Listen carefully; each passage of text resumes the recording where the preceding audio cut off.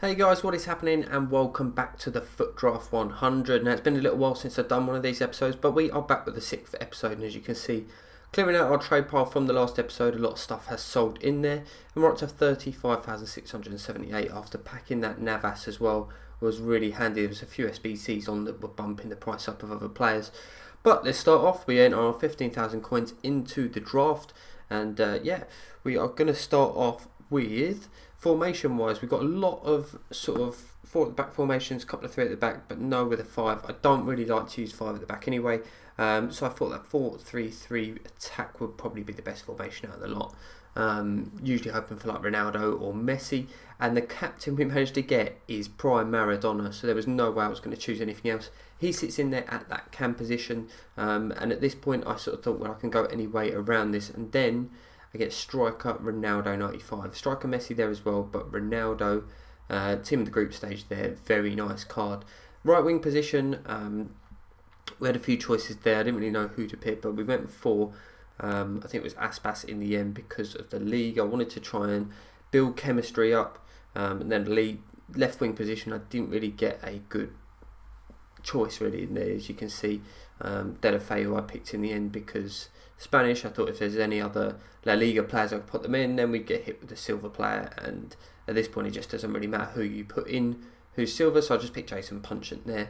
Now moving on to the other central midfield position, we get a really nice choice there. Very easy to pick Rakitic. He's man of the match card, very nice card, 88 rated. Then on to the back line now, and as you can see, right back didn't really throw up much for us. Portuguese choice there, but I think I ended up going with Kimmich in the end, just because high rated, decent to bring on as a sub if we could pop anyone else in there that we get later on the bench.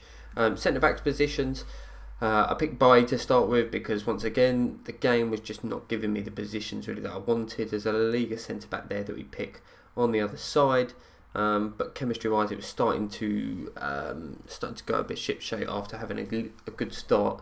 But it was difficult, very difficult.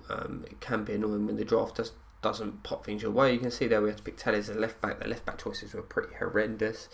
But I thought if we got Neymar later on or something like that. Now, first goalkeeper choice managed to get Edison. And then after, you can see the other subs that we get. And we're left with, we've got Neymar and Messi. Coleman at right back, by Edison, Naldo at centre back. And he gets that soft link to Telles, but it was just a strange one. But we had Hazard on the bench, Florenzi.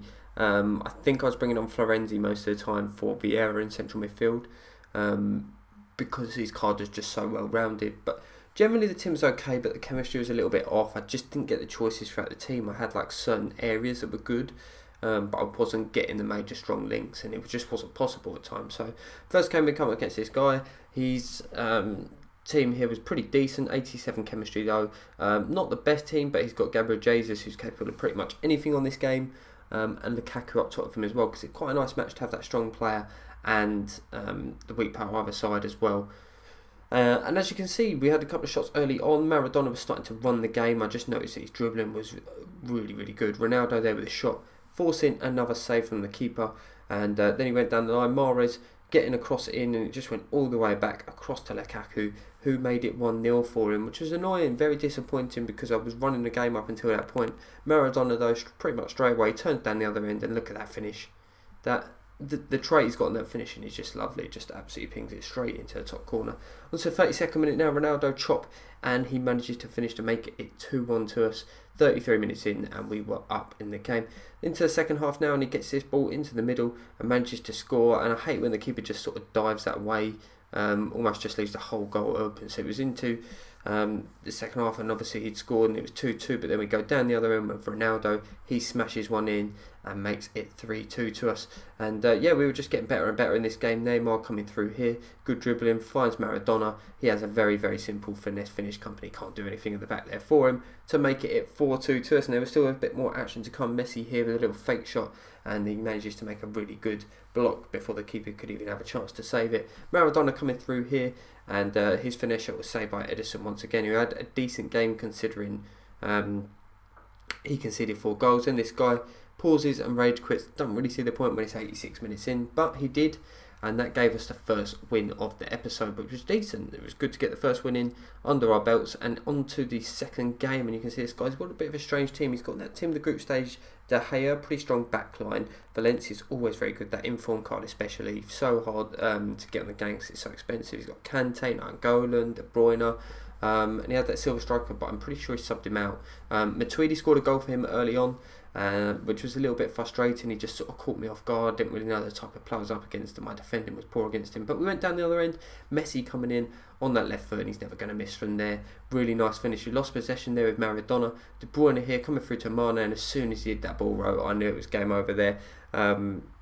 He just managed to get in so easy. 75th minute now, we're on to a Mane come through again and just sort of finish the game off for him. He was a good player, very, very strong. Considering I had a good team in terms of players, I struggled with my chemistry, but that guy just managed to beat me just through the fact he was a very good player. Clearly sort of gold one, standard, but a decent player. We've got a few packs here. I really wasn't expecting anything from these, but where we're in the position where we've bumped up our coin total, we've managed to got quite a few good players now, and it has enabled us to have a bit of comfort. We haven't got to trade anything to start off the next episodes. As you can see here, get a few items, we get 1,000 coins in there as well, but we'll be looking to sell all the stuff. Obviously that is the point of the Foot Draft 100, that we just sell everything that we've got, enabling us to be able to do another draft. And it's just a case of trying to build coins up with this. But if you have enjoyed this episode, please drop a like. We're on to the last pack now, this last gold pack. I will try to get a few out this week. I'm going to try and record a couple just before the weekend, so that I'm away next week, so I will try to get as many bits as I can out there. We get a shadow card as well, but like I said, I'll try to get some more episodes of this up. It's been a while, so like I said, if you have enjoyed, drop a like, subscribe if you're new around here as well. Thank you very much for watching, have a good week, and peace.